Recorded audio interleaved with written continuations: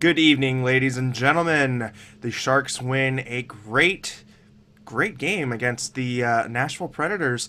Sharks win 4-1. We're going to go straight to Puck Guy and Gentry, who are live at the scene. Gentlemen, take it away. Get us started. Get this thing on the road. Well, in the immortal words of Ryan Clough, it was beginning to look a lot more chippy. Yes, the Sharks win 4-1 alongside Gentry Alexander. I'm Eric Curra, hanging out in the Mars Vodka Bar as they just called for last call for alcohol.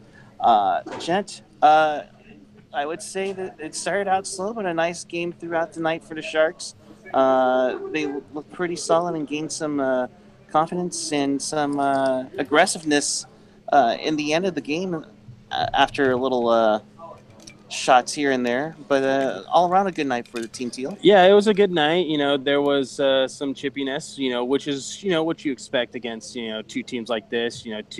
These were the last two Western Conference champions. So I think they proved why they got to their respective places in the past couple seasons. All around good defense. I would say that it was not Rene's best night, but then again, it's always a good time when it's 4 past Rene. Yes. Perfect timing. Pavelski looks pretty promising. Brendan Dillon, unfortunately, Pavs tipped the goal, but game-winning goal no matter what. It doesn't matter. So we're just So we're just gonna just say this: how many defensemen on the Sharks have more goals than Brent Burns right now? Because we're on Burns goal watch. Yes, but my gosh, I can't believe they still have Vlasic on the. Oh, you mean he was the only one that scored a power play goal tonight? Oh my gosh, really? Let's be honest. Let's hope he's okay. That did not look good. As much as I bash on Vlasic, I don't wish ill will towards the guy. He is a nice staple on the back end, and I hope he's okay. It looked nasty, and I think that Ryan Johansson should have gotten a little bit more than just 2 minutes for boarding. That was a clear headshot, and I wouldn't be surprised. Well, actually, I'd be more surprised if Toronto actually looked at it and investigated it. Yeah. So I think it's going to be a good one. Jones had a pretty solid night. I think there was more traffic than anything on Roman Yossi's goal.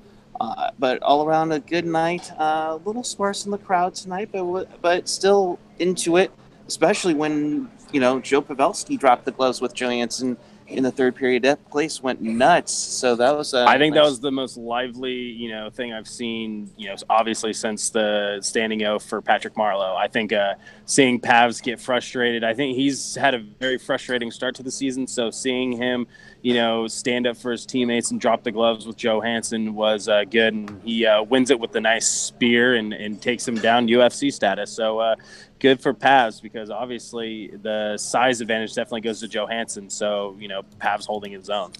We can't confirm this, but we already hear some rumblings that Pavelski versus Mayweather counted down next May at the Shark Tank. It's a once in a lifetime. Get your tickets now, Exactly. And the pay-per-view will cost you $108,000. That's right. And with that, we'll send it off to Eric Landi, Rocket Backhander, and Alex Martinet. You three have a good night. We'll see you online. All right, guys. Thank you so much for the check-in. Quickly, just wanted to get this up there in case you're a new viewer. Please go ahead and follow us on Twitter at Tealtown USA. We are on Facebook, Twitter, Instagram, SoundCloud, YouTube. Use the hashtag Tealtown USA if you want to be a part of the show. We try to take as many questions as we can from Twitter, from the YouTube chat, just anywhere you can get us a question, and we'd love to answer them. And really, we do this for the fans as much as we do this for ourselves. It might be self-pontificating, but really, we do love doing this. So anyhow, I'm going to introduce my panel. I have the lovely and talented Rocket Backhander. Rocket, how are you doing? It's all your fault. It's all your fault. Renee, you suck. You suck. You suck too. Oh, that was such a good game. I'm so proud of all the boys in Teal out there tonight. Hi, I'm Rocket Backhander and reporting live from Nashville, Tennessee, and enjoying every delicious moment of this post-game win. I'm here with Eric Landi.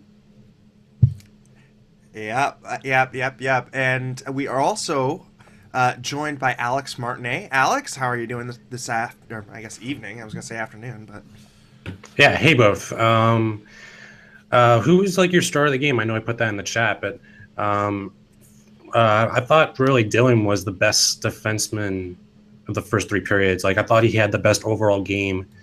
We talked about Burns last four times I've been on, but he just hasn't been the same this season. So who do you think was the best player uh, overall this game?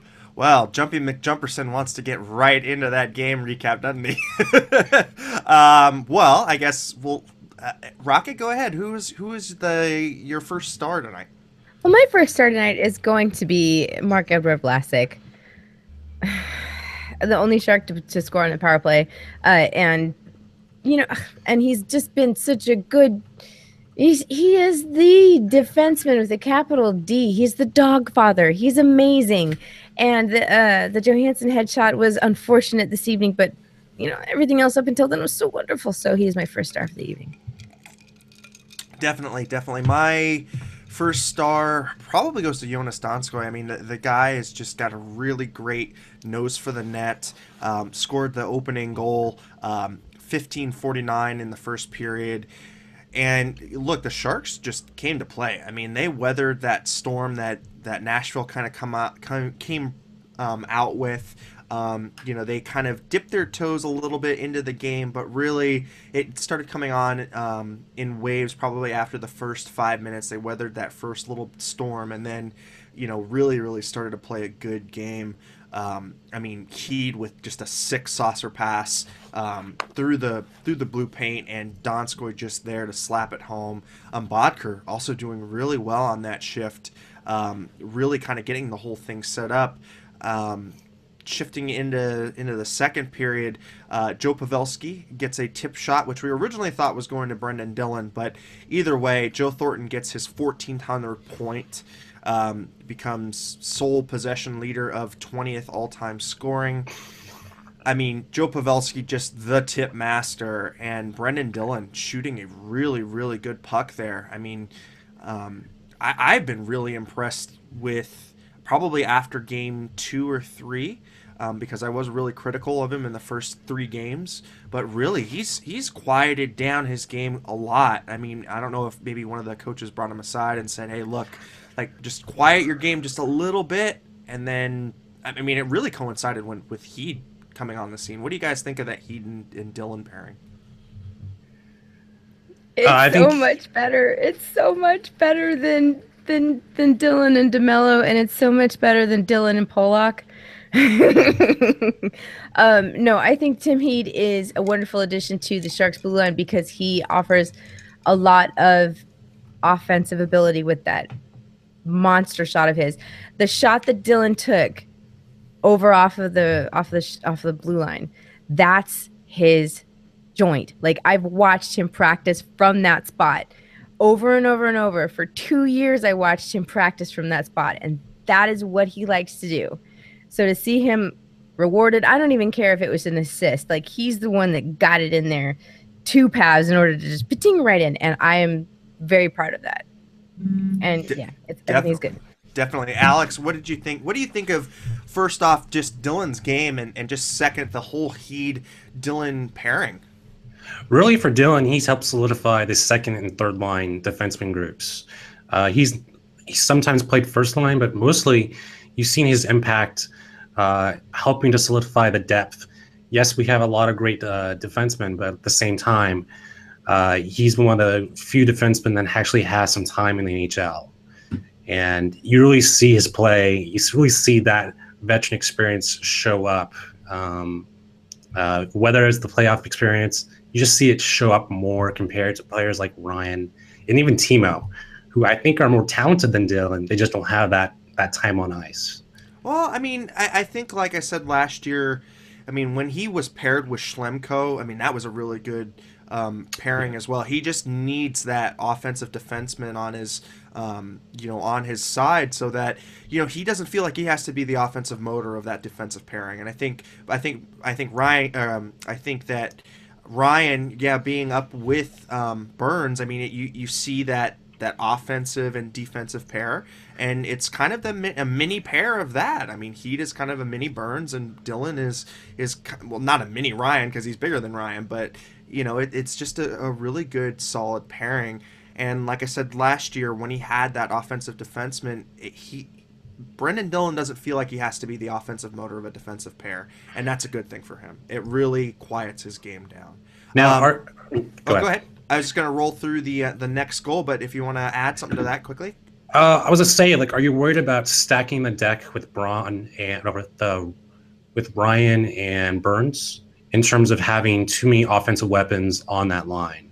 No. Ryan plays a very much a Paul Martin style game where he's defensive first. He's defensively responsible first, and then if he can join the rush or add a shot here and there, he can. But really, his game is styled after defensive defenseman. Dude, like the fact that he can like kick it with Burnsy and not be completely overselling on anything, grossly out of position when it counts, like all of that stuff for him being in under 20 games with Burns.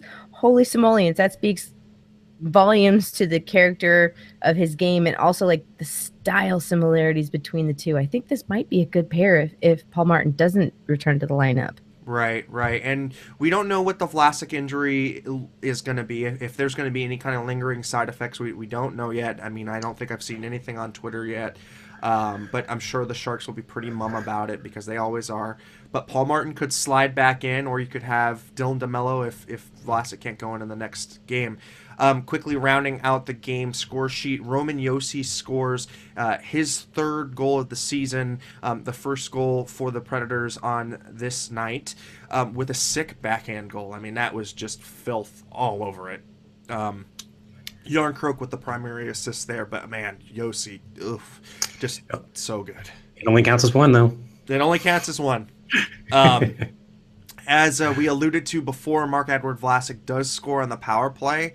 The lone highlight of the power play, we'll get into that a little bit too, but it needs some work. LeBanc and Donskoy get the assists on that. Donskoy on the score sheet twice.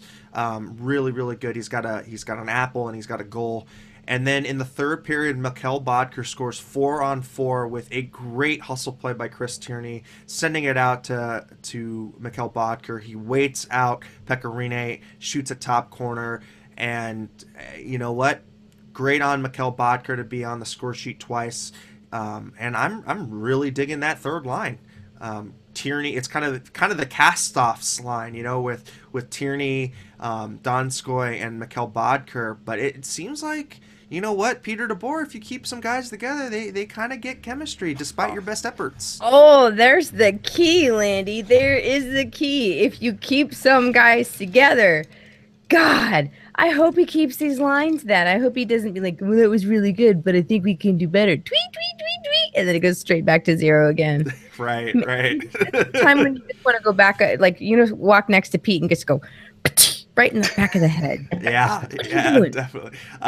What do you think, Alex, of that third line with Tierney and Bodker and Donskoy? They're starting to heat up. Yeah, I mean, with Donskoy, he's been playing. He has already 6 goals, and he had 6 goals the entire last season. So I think Donskoy's got 4 goals right now. Okay, so I must have saw something else about that.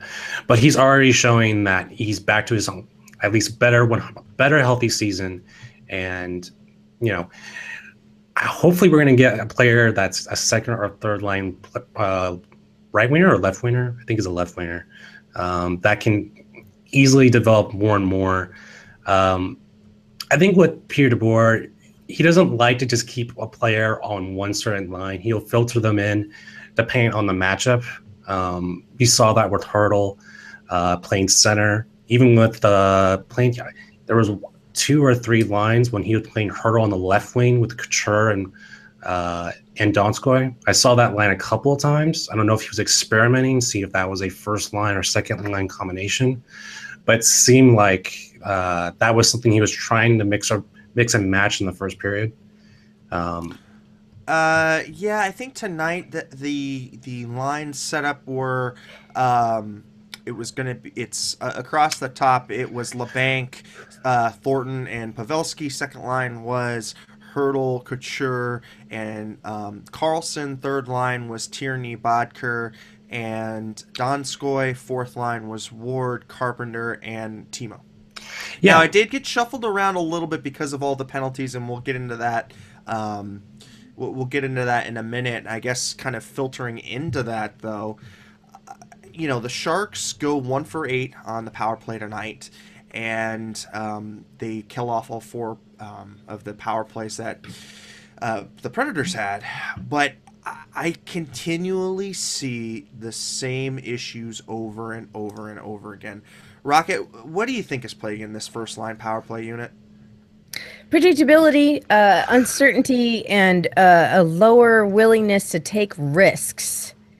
It just feels very conservative. They feel conservative, and they need to be radical. They need to just figure out how to do guerrilla warfare on this man-up situation in the 2 minutes that they have.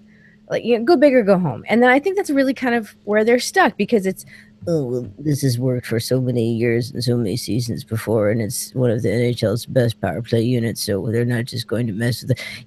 I'm pretty sure that there's an entire generation of kids on the ice now who have watched Joe Thornton and Joe Pavelski roll around and roll around and roll around. There's footage on it. There's coaches on it. There's probably some dude who's written his entire doctorate degree, his whole paper on the whole thing. So they need to just change. I don't know how, but change. Yeah, I agree. I definitely feel like that top power play unit needs another net front presence. You saw when that power play, that first unit power play is effective when Jumbo parks his ass right in front of a goaltender and really gets a good screen. Pavelski's always in and around the slot, but he's there as a layer man to tip in a goal. Couture is going to be the guy taking the shot. You need somebody who's going to park their ass right in front of the goaltender and just screen them out.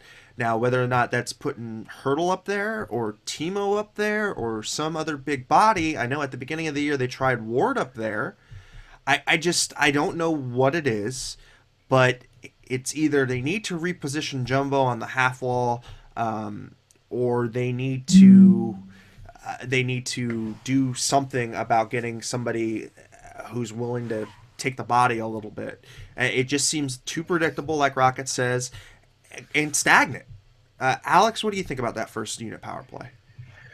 To your point about Thorin, he wasn't really doing that staying in front of the net, not on the power play, but just in terms of 5 versus 5.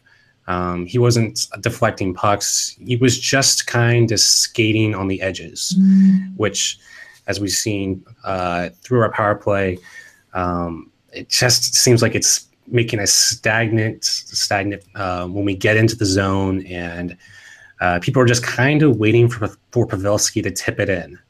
And you know what? It's just not working. People have seen that formula. It's worked. It helped us get to the finals, but just kind of not working right now.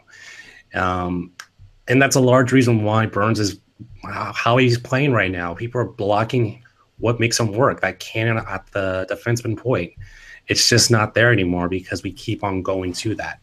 And I think AJ brings up something good in our inner DMs, but he's saying, Jumbo needs to set up behind the net again. And really the Sharks, after they acquired Burns, moved over to more of an umbrella-style power play. And for anybody who is not up on the hockey jargon, but the umbrella is basically when you have all 5 of the guys front of the net, and they try and do some crisscrossing passes, or they try and do a perimeter pass and try and get that one-timer from the blue line. What AJ is talking about, though, is when we used to see it when it was, I would say, Heatley, Marlowe, and Patty, Heatley, Marlowe, and Jumbo. Yeah, there we go.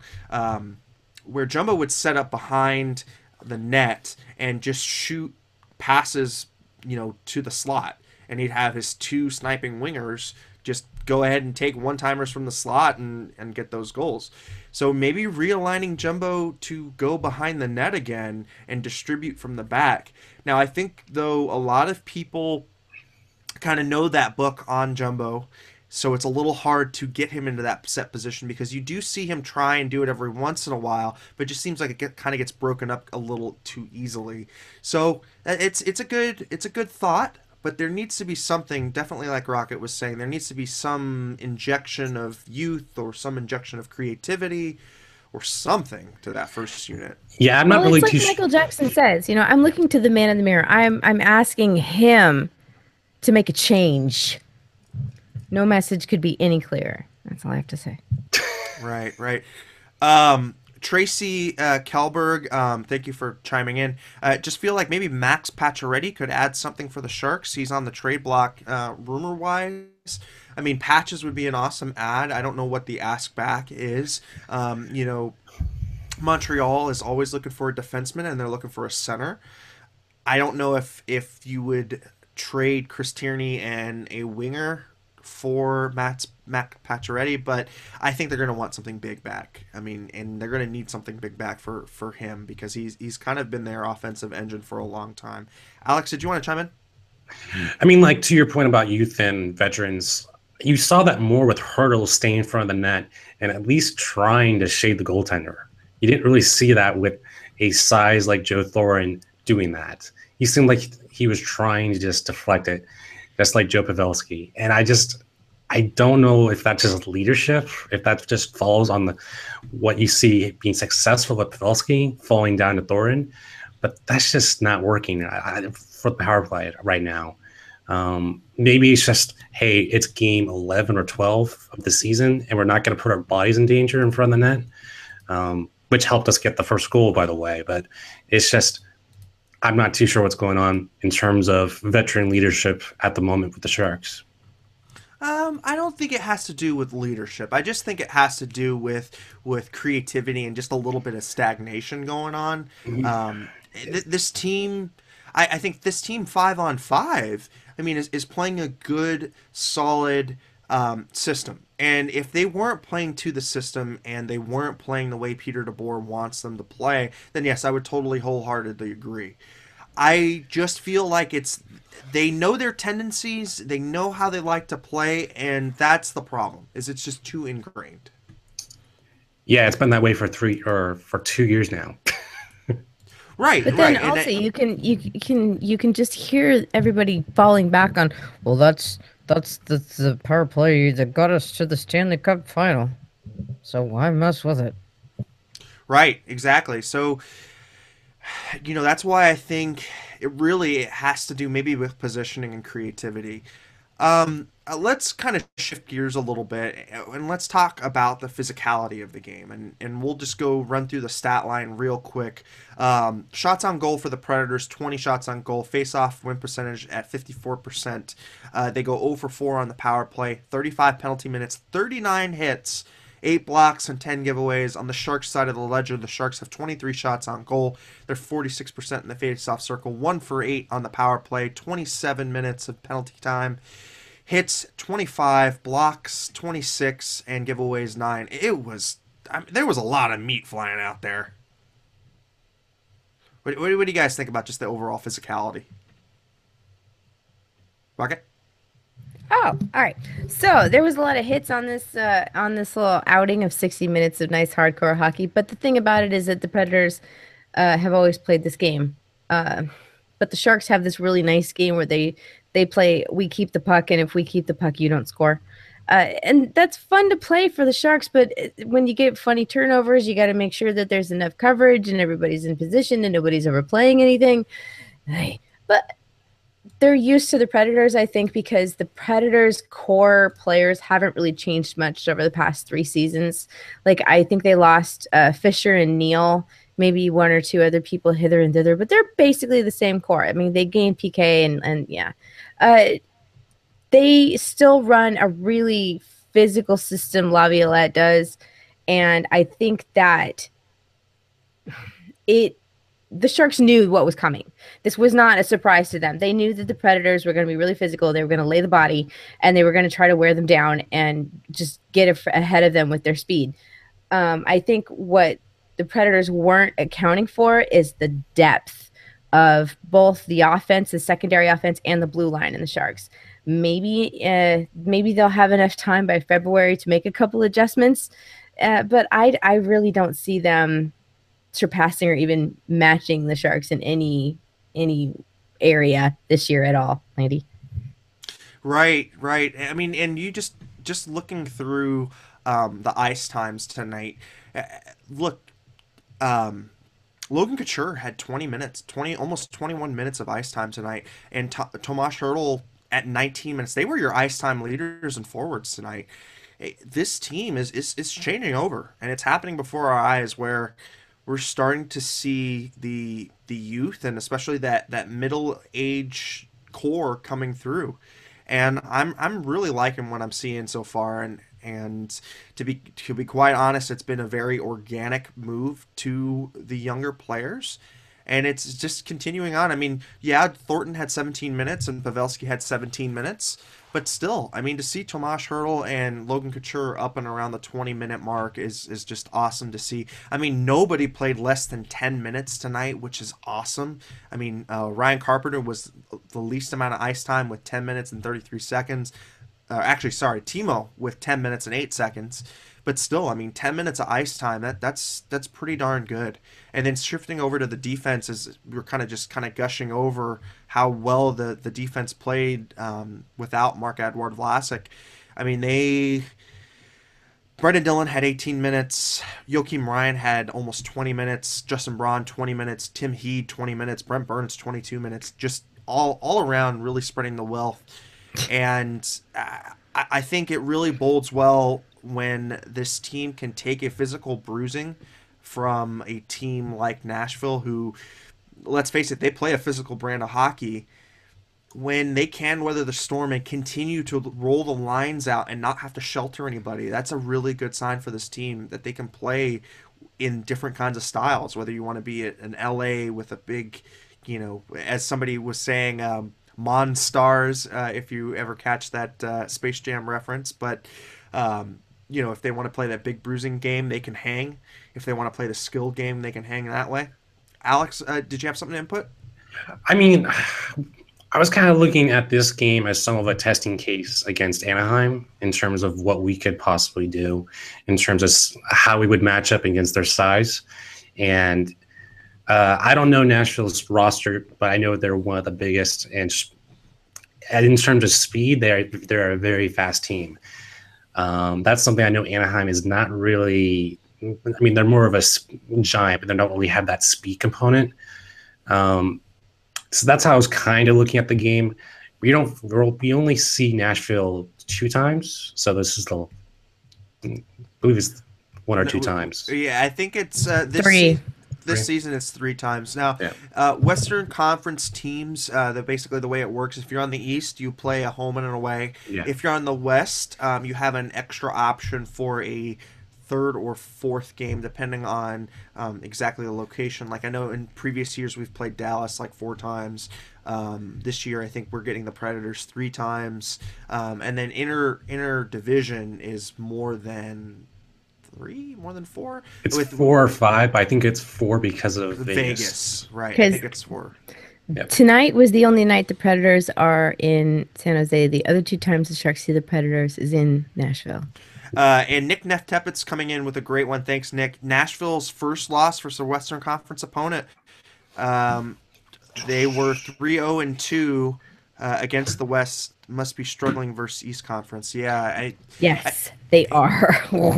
Nashville, it's interesting because we kind of ragged on the Sharks for having a really slow start, but Nashville's kind of the same way. I mean, now they're 5-6, 5-6-2, and we'll quickly go over the standings real quick. But after the game today, Nashville drops into, that's 4th from the bottom. So they're 5-5-2 with 12 points and a -7 differential. Not looking good for Nashville right now. It looks like that team's missing Fisher. missing Fisher, but I was also thinking that they're missing James Neal.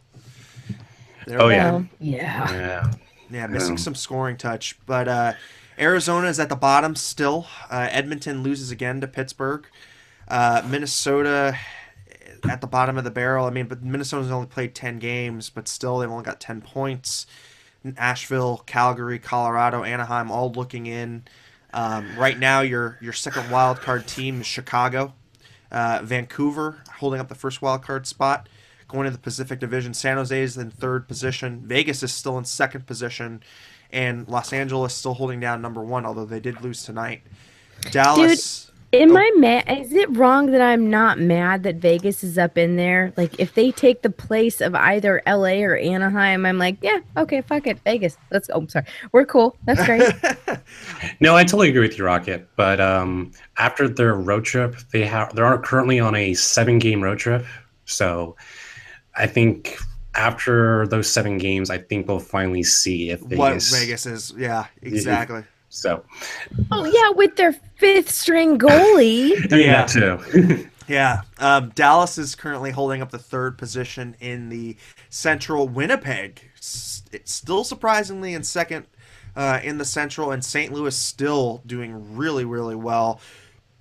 They're 10-2-1 with 21 points to lead the Western Conference. Excuse me, but yeah, they're just doing really, really well. But the Sharks are starting to get a little bit on the roll. They're a +5 now. They've got 7 wins on the season. And they're still on their first goalie. Right.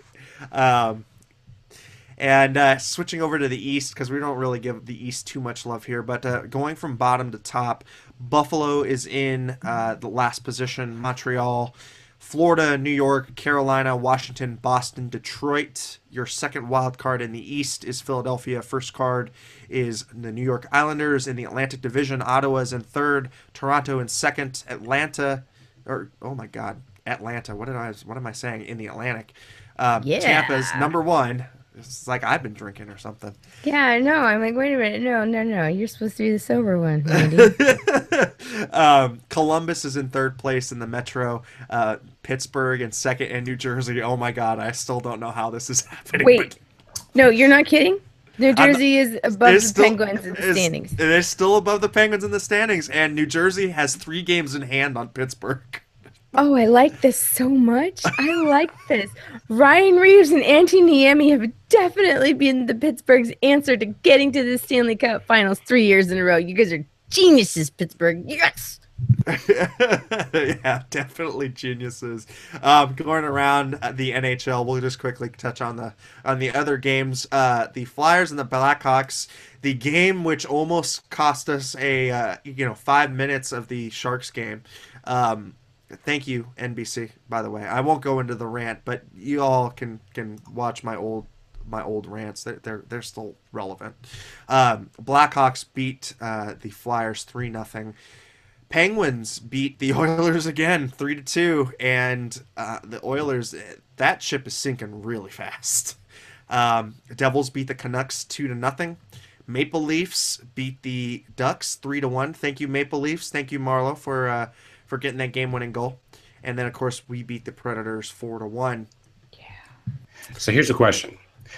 Todd McLellan is going to get fired by the end of the season. Ooh, if they don't make the playoffs. No. Yeah. If it keeps on going at this pace, 3-7-1, you're not going to make the playoffs. It's pretty bad. Like, I don't think they can make the playoffs. I think they'd let him hang himself this entire year. I don't think they would change. Okay, wait.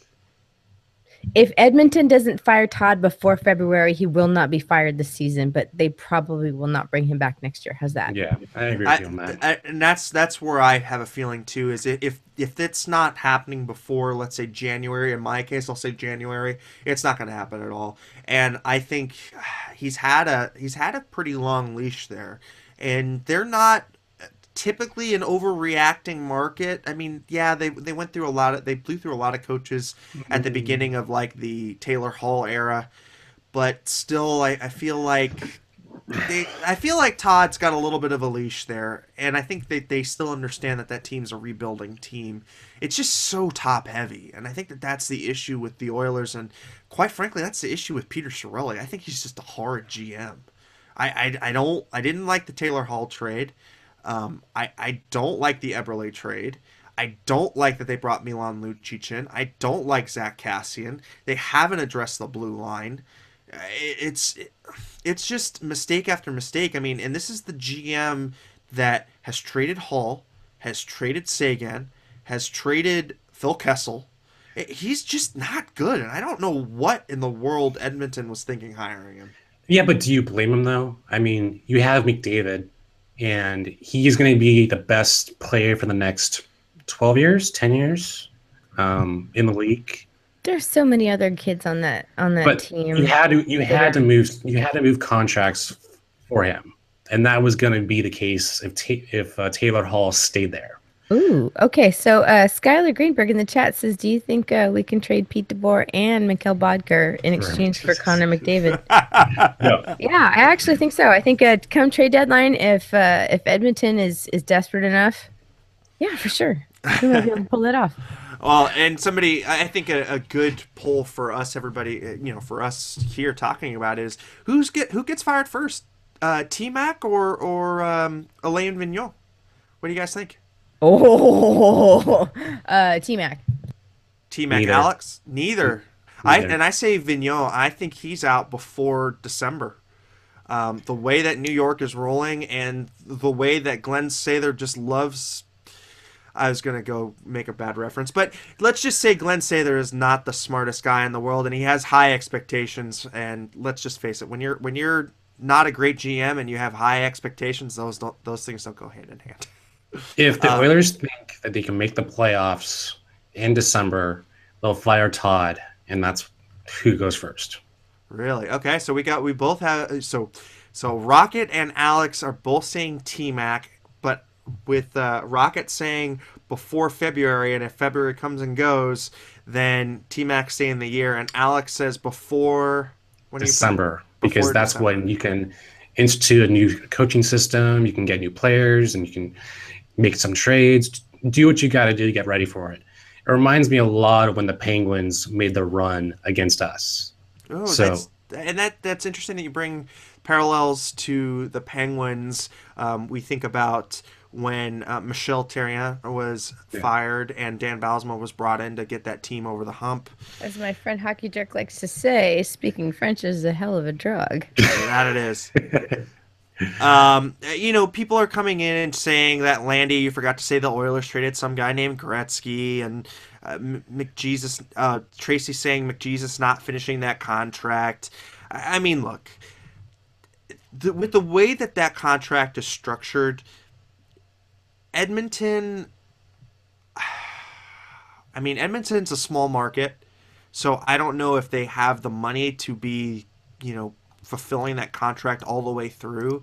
But let's say year 7 of that contract, he gets moved to a team with a lot of money.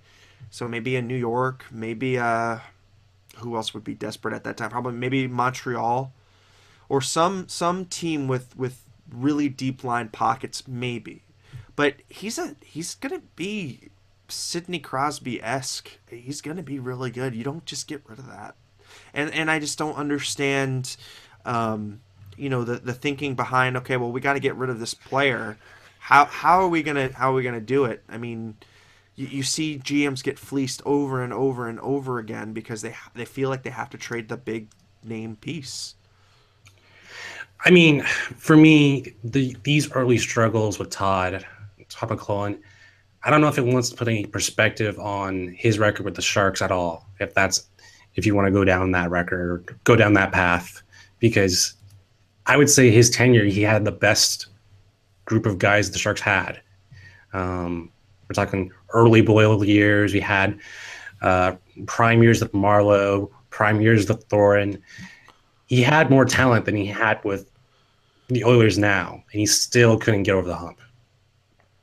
I agree, and I think the year that we went and played the Ducks, I believe it was 2009.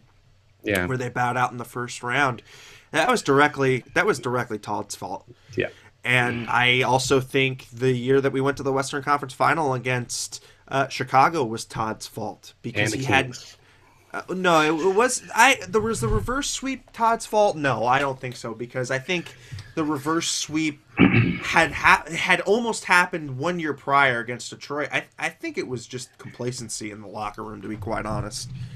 But I can see that, yeah.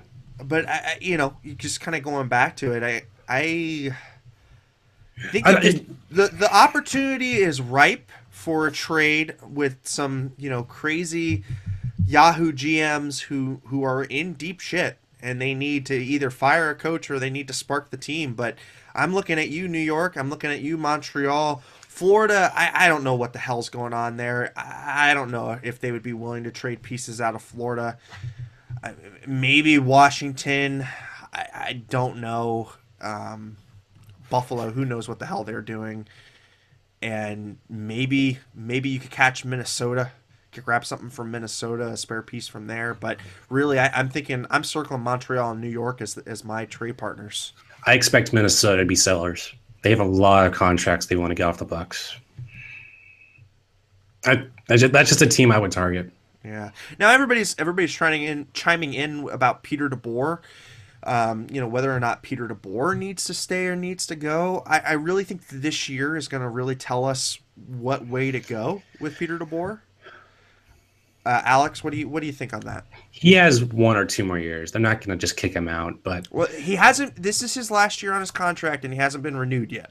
Yeah, I with you saying that, I understand that this has to be his last year, but the Sharks have every incentive to bring him back because he's the only coach in franchise history to make it to the Stanley Cup Finals. So I think they're going to bring him back and then let him go 2 years later. That's kind of how I see it happening. I think he's been a great coach. And I think he's learned from his New Jersey days about how to develop talent better than he did in New Jersey, obviously. But who do you if you let go of someone, who do you bring back in? Right. Now, somebody was saying that Peter DeBoer has another year on this. I thought he signed for a 3-year contract, but it might have been 4. I don't know. I think it's 4, and this is he has 2 more years left. So this and next. Yeah. Rocket, what do you think? I mean, do you think Peter DeBoer is doing a good job? Do you think there could be something better? Oh, if I thought like that about everything, I would never make a decision in life because I would always be holding out for just something a little bit better. I don't really agree with Pete's decisions 100% of the time, but I am also not a full-time professional NHL coach. So, I mean, I can speculate all I want, but I can't firmly sit here and righteously say he's doing this good, he's doing this bad. With any level of expertise or authority. It's all just speculation. I just want to put that out there, that I'm just bitching at this point. Pete did a great job with the first year and getting everybody, all situated and stuff, and especially having to have Roman Polak on that third pair. Pete didn't do so well the next year, but I don't attribute that necessarily to Pete because there was the World Cup of Coffee that got in the way. And also that whole, everybody except for everybody except for the Penguins gets the Stanley Cup Finals hangover. So I can't really say he had one good year and you can just go downhill from there. It's really gonna depend on how well he deploys the artistic and productive abilities he has at his disposal. And if maybe they don't work so well into his system, he needs to get with the powers that be and bring in pieces that do, or coach the pieces that do into getting with the system. So he's kind of in the middle right now. Yeah, and quickly got on that DW and his coaching track record, and his hires.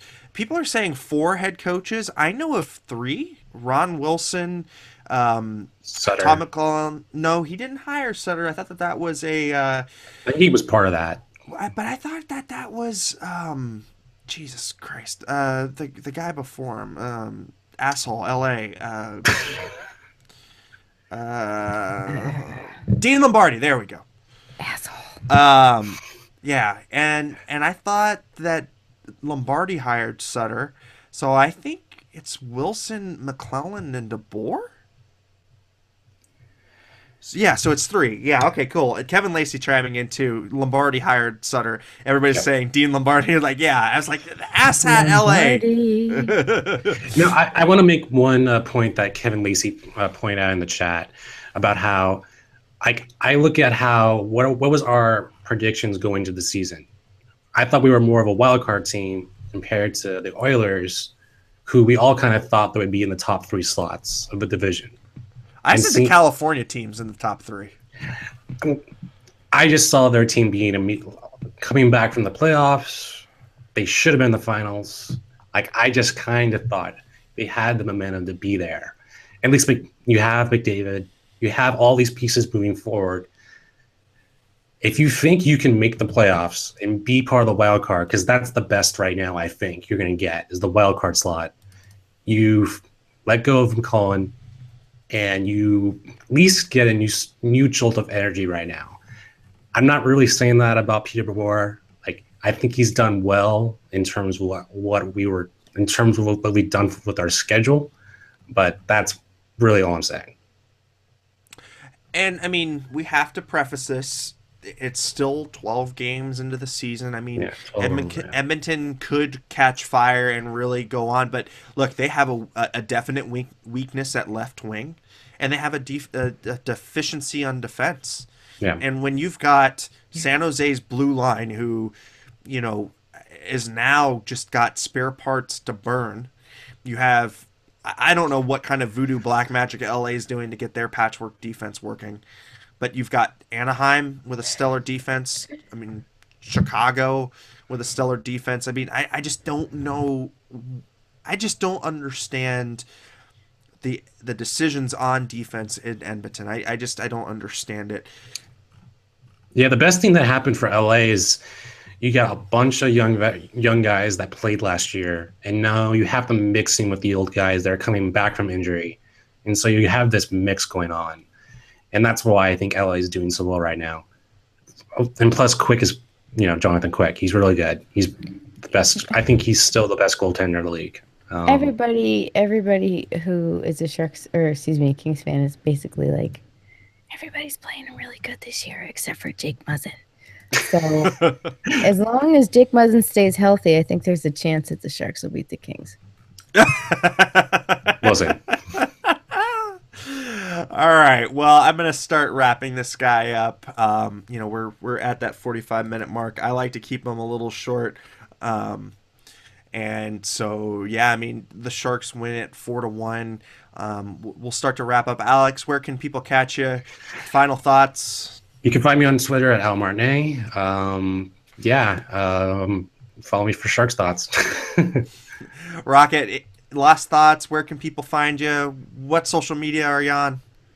Hello, ladies and gentlemen. My name is Rocket Backhander. My final thoughts this evening are: great game, Sharks. You're finally beginning to find your identity as a locker room. You're beginning to develop relationships professionally with each other on the ice, and it shows. Not one bad penalty, not 2 bad penalties, and an injury. Nothing can stop the juggernaut that is the Sharks when they are firing on all 12 cylinders. You can find me on Twitter, capital R, capital B, little Ackhander76. I talk about the Sharks, hockey life in general here in Nashville, which is kind of weird. And I give really random stuff like pizza on roller skates. You can also find me taking photographs of life here in Nashville because I can't do it in San Jose anymore. They kicked me out. It's Rocket Backhander, one word on Instagram. Landi, back to you. Thanks, Rocket. I'm Eric Landi. You can find me on Twitter at Eric Landi. That's ErikLandi. It's really easy. I'm on Instagram as well at Eric Landi. Facebook, whatever. I don't have any kind of other handle than my first last name. AJ's on. No, Dad's here. Gotta go. Bye. Yeah, Dad's here. We should finish this up now. But please, if you haven't already, please go ahead and subscribe. There's a red button down sitting beneath the play button. We're on iTunes, Google Play, SoundCloud, Stitcher, TuneIn, YouTube. Visit us at tealtownusa.com for great content and insight. And yeah, I mean, just an all-around great night. All LA teams lost tonight. Thank you, Toronto. Thank you, whoever played the LA Kings. I mean, it just Toronto. Oh yeah. Thanks, Leaves. Yeah, thanks, Leafs. Thank you, also, Houston Astros. Thank you, Houston Astros. Good night, everybody, and we'll see you next time.